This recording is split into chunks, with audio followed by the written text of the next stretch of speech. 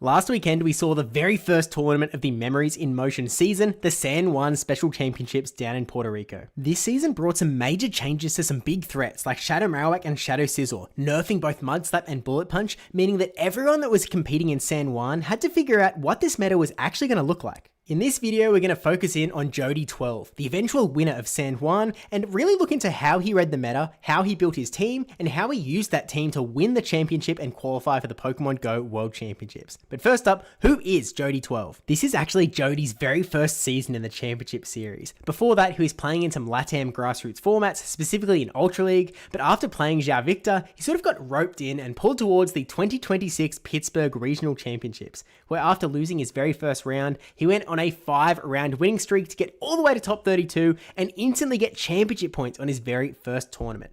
After getting roped in, he then played a couple more tournaments and ended up with another 2 top 32 finishes at both Milwaukee and Pittsburgh, getting him pretty close to qualifying for Worlds actually. But it all changed in December of 2025 when they finally announced the San Juan Regional Championship, and Jody decided, I'm going to win San Juan. Just tweet it straight, some Mato Galde style. And in his own words, before joining the Play Pokemon circuit, he watched from afar as other players won. But at the time, he didn't have the experience or believe he could win.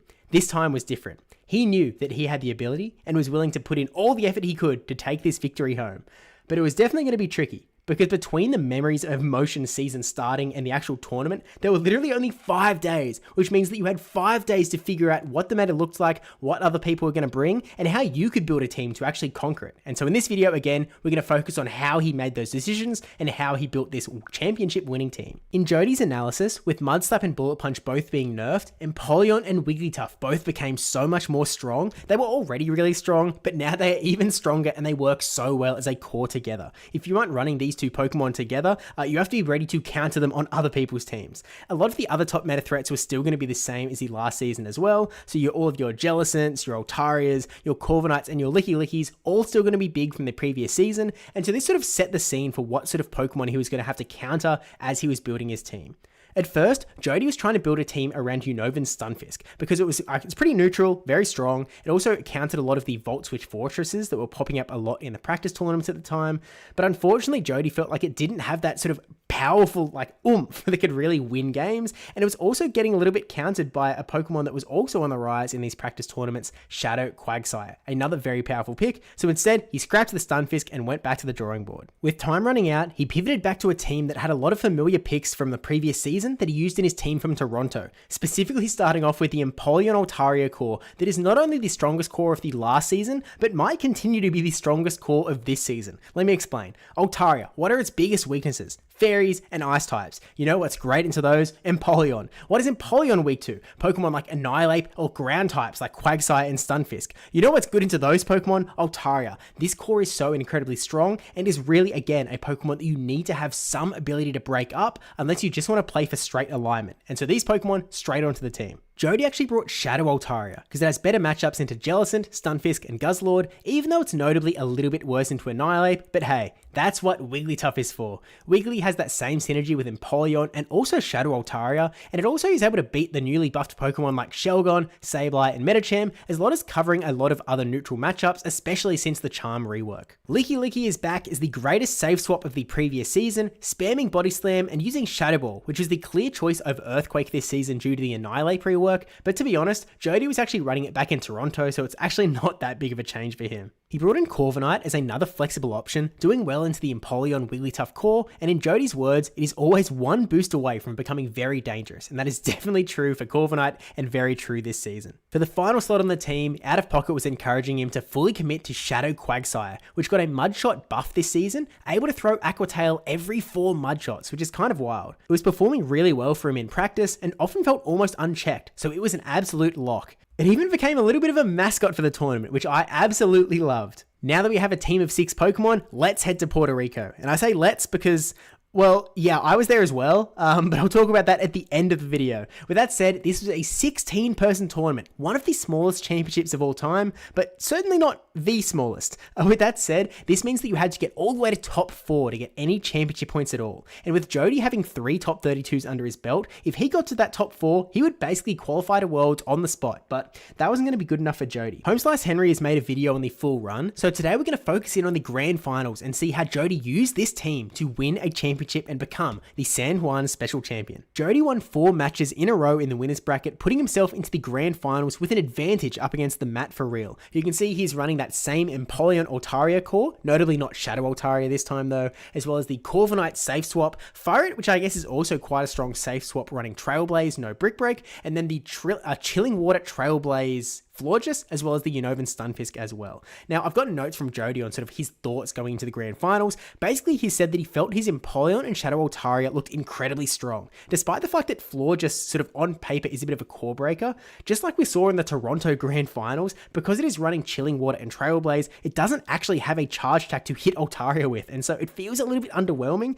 On top of that, the fact that Stunfisk is his best counter to Empoleon, something that not only does Altaria have a pretty good time into, but Empoleon has a pretty good time into if it has an energy advantage. He felt like it was an incredibly strong combination, and really, if you just run those 2 Pokemon, Jody felt like he could run literally anything else. Like, he could just be flexible with that 3rd pick and really be in a pretty good spot going into the matches. So with that said, let's get into game number 1 and see how Jody did it. Game 1 of the grand finals in San Juan, we have Jody's Empoleon up against Mat's Stunfisk. Not a good lead for Jody, but no need to fear because we have 2 counters in the back. It is ABB, going for the softer counter in Shadow Altaria, keeping that Shadow Quagsire that might be able to see this guy later and really dominate. Discharge going to connect, and here comes the Empoleon. This is one of the benefits of Shadow Altaria I actually didn't mention. I mentioned it in the Auckland video, but because it has so much more damage, Flamethrower is such a threat that Empoleon needs to either burn a shield or just go down in the 0 shield matchup, because 2 Flamethrowers is enough to KO. Drill Peck, not enough to KO though, which means that Jody's Altaria is going to get to that 2nd Flamethrower, force Matt to make a decision here. Do I want to lose Empoleon? No, I'm going to burn that Protect Shield and get the farm down.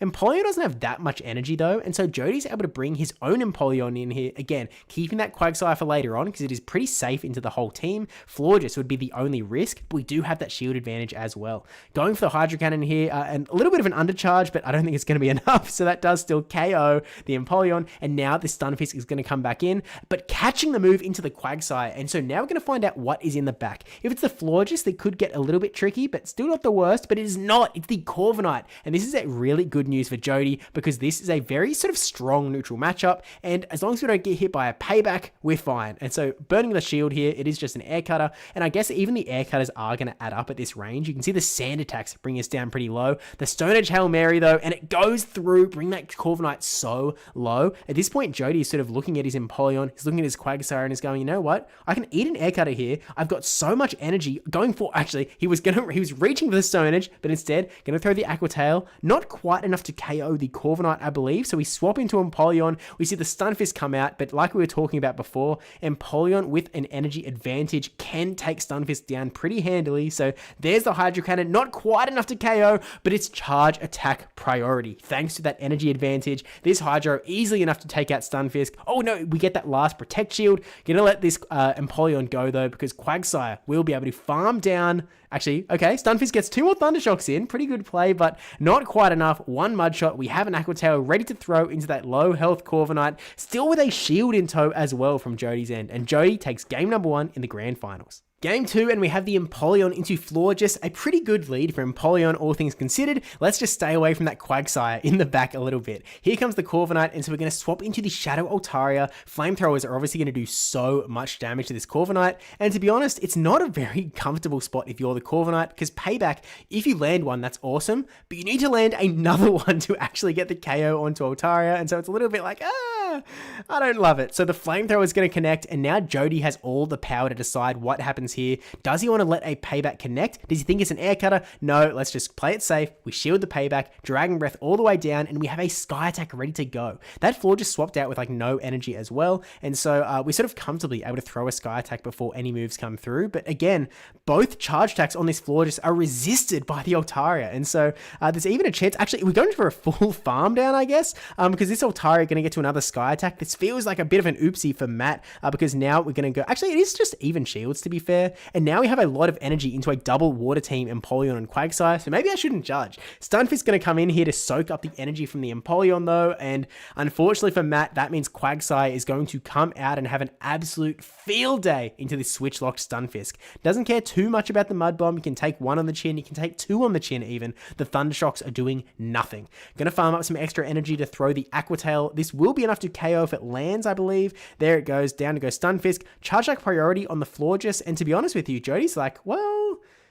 Look, Empoleon can take a Trailblaze from here, Quagsire can't, so it actually makes sense if they're going to be able to get 3 Trailblazes off if I just eat one on the Quagsire, eat one on Empoleon, and then burn one shield for the third, and then Empoleon, just a full Metal Sound down, 2-0 in this best of 5 series. Game 3 of the grand finals, we have Altaria into the Furret, which is sort of a neutral to bad lead for Altaria. Generally, Furret is going to be coming out on top here, but you can see we have the double steal in the back, Corviknight and Empoleon. Because we've brought that Quagsire enough, we're sort of thinking, look, Stunfisk is probably scared off now. I can bring Corviknight and fly free, but we are flying into an Empoleon, where if you're the Corviknight, you're sort of in a bad spot unless you can sort of get an advantage or you sort of burn an advantage like a shield advantage or something. I'm going to go straight for the payback though, and it does land, bringing Empoleon down into the red, but we need to shield this up so we can Sand Attack down, and unfortunately Jody is going to go just eat that Hydro Cannon, not go for the shield disadvantage, and instead we are going to see this Empoleon get the farm down, which means we need to take this guy out before he gets to a Hydro Cannon, I suppose.